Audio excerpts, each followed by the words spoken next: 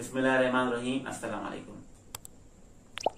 हम सब जब पैसा कमाने निकलते हैं और कोशिश करते हैं पैसा कमाने की, तो हमें अक्सर कुछ जुमले सुनने को मिलते हैं। वो ये कि क्या करोगे पैसे कमाकर, क्या करोगे दौलत कमाकर, कफन में तो जेब होती नहीं, कब्र में कौन से पैसे लेकर जाओगे। तो आज इसी बात को समझने के लिए कि आया कि हम अपना पैसा कब्र में ले जा सकते हैं या नहीं। क्या कफन में जेब न होने की वजह से हम अपना पैसा कब्र के बाहर छोड़ जाएंगे, या कोई ऐसा तरीका भी है कि जो हमारी दौलत को कब्र तक हमारे साथ ले आए।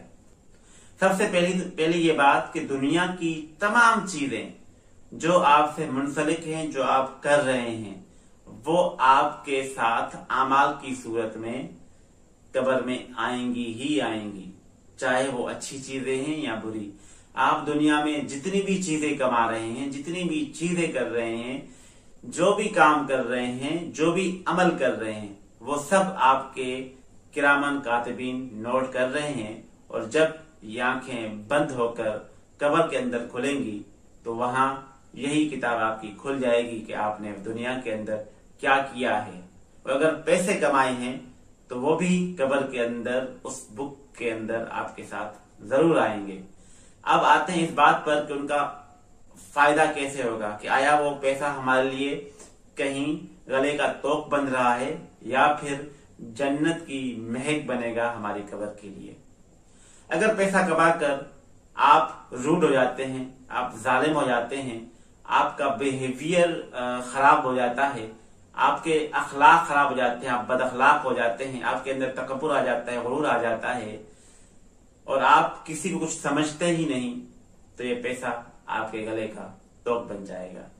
और दूसरी सूरत में अगर आप इसी पैसे को बेहतर अंदाज में इस्तेमाल करते हुए दीन की खिदमत करते हैं, अल्लाह के राह में खर्च करते हैं, अल्लाह के बंदों पर खर्च करते हैं, अल्लाह के बंदों की जिंदगी आसान करने पर खर्च करते हैं, अल्लाह के उन बंदों की मदद करते हैं जो मजबूर और लाचार हैं, किसी के लिए खाने का बंदोबस्त करते हैं, किसी के लिए रहने का बंदोबस्त करते हैं, किसी को कारोबार खोलकर देते हैं, किसी भी किस्म की आप लोगों के लिए आसानी पैदा करते हैं, किसी के लिए रास्ते बनाते हैं, तो फिर यही पैसा आपके लिए जन्नत की महक बन जाएगा।